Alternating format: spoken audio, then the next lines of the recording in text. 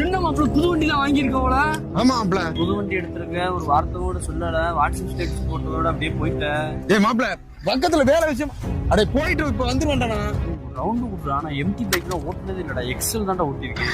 என்னடா நீ அவசரம் புரியாம பேசுற? நான் போயிட்டு வந்துட்டேன், இங்கே இருடா. உங்க ஆட்களுக்கு உங்க ஃப்ரெண்டுகளுக்கு கொடுப்ப, என்டரா அந்த எம்டி பைக் தருவியா?